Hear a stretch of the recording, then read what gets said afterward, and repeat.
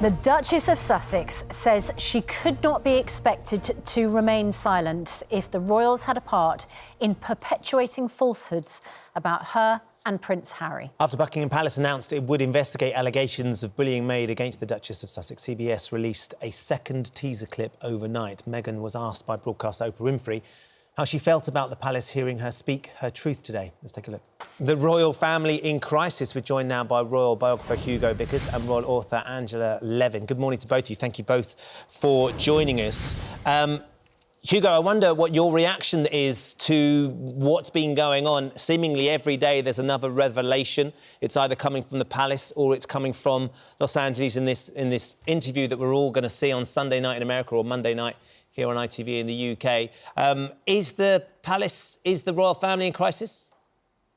No, the royal family is not in crisis, not at all. The people who are likely to be in crisis, quite honestly, I'm afraid, are Harry and Meghan. Obviously, that clip that was released was not referring to the revelations in the Times yesterday, because it was all recorded, as we know, about 10 days before. So I'd like to know really what these falsehoods are that maybe she will tell us on Sunday or Monday. Maybe we'll hear what these falsehoods are. But having myself worked with private secretaries and press secretaries really since I was very young. I'm in my 60s now, and since 1972. It's not the way they operate. They're not out to do Harry and Meghan down. But I'm afraid I think they'll probably do themselves down in this particular interview. Well, it's interesting because you say, don't you, that that particular part of the interview does not refer specifically to the Times story, but there's a deliberate reason why that part of the interview has been released, and clearly they feel that they are the targets of a smear campaign and that aides or sources or people within the firm, as she calls it, do tell lies about them. I mean, whatever you think, there is such bad feeling between this couple, who everybody celebrated as being the modern face of the royal family, and the firm, in their words, that they've left behind.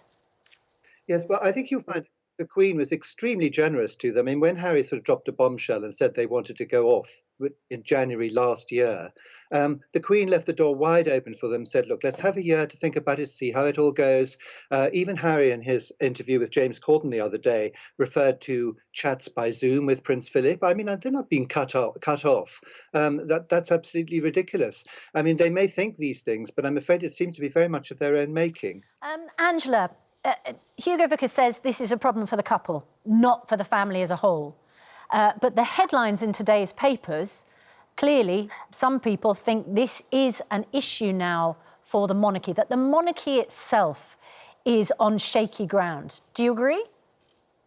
Well, I think it is shaky ground, but I also think that the Queen has to put aside her favourite motto, which is don't explain and don't complain, and actually come back. You cannot have this torrent of accusation without doing anything. I mean, we're not in 1936 now, when Edward VIII made a tremendous fuss about the monarchy and there was bad feeling because he married a divorcee, Wallis Simpson, and he felt he'd been badly treated. This is modern Britain, and with all the outlets there, it's a pounding on their head. I mean, I think it's quite extraordinary that Meghan would want to do this when she was pregnant. She had a miscarriage. You are very vulnerable when you're pregnant. Why put yourself in this terrible position? I mean, she's sort of, she's one of the most famous women in the world. She's very rich now. She's got more than what anybody could ask for.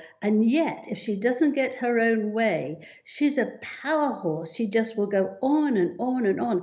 Harry said before the wedding, what Meghan wants, Meghan gets. Well, or the other way of describing it, Angela, is that she feels that her voice is not heard, and when she speaks out, attacks come from whatever quarter, and it is time, perhaps, that they think that they want to emerge and actually speak clearly in their own words. Yes, but the Queen made sure she gave her patronages that would really please her. Theatre, women, children who were very in poverty. She was doing those things. She made speeches at nearly everything. In fact, she took over from Harry and made speeches when they went together. But you cannot be free to say anything. It was made very clear, it is very clear, the monarchy can't use being royal as a way for commercial gain. They could choose, they chose a different life. You'd think they'd be happy, you'd think they'd be grateful. Okay. No one would... Oprah Winfrey wouldn't want to interview Meghan if she hadn't been a member of the royal family, nor would Netflix, nor Spotify. I mean, she doesn't, nothing is ever good enough unless it's absolutely her way. Hugo, I wonder, because at the heart of this is a family that has been devastatingly split, it would seem, two brothers as well that were incredibly close. And now Harry has left the country and he's gone to America to try and, what in his own words, protect his family, his wife and his son and their unborn child as well. I wonder when the dust settles where this will leave the royal family. What will the look of the royal family be, and what will be the sort of the legacy of this big dispute? Well, the royal family, as you know, have been doing their best during the pandemic to keep our morale going. We've had some very good broadcasts from the Queen. We've had William and Kate zooming in all over the place. The royal family getting out and about as they will. And, you know, to be honest, that's what they do. And these things, I'm afraid, you know, will just pass by. And Angela made a very good point about all the things that the Queen had given them. The Queen actually gave Harry and Meghan the entire Commonwealth to work with. And you know, the job of the royal family is to support the Queen in her role. And then when the Queen doesn't need them, they can pursue their own endeavours. And a lot of them do it extremely effectively. Prince Philip did that, Princess Anne does that. Lots of them do wonderful work. And so I personally feel that the royal family is not in crisis because they are doing a good job. They are serving us. Whereas I cannot help but agree with Angela that Harry and Meghan are serving themselves. They're sitting in a garden in California in the sunshine when we've all been through a cold lockdown winter. I mean, look at the contrast.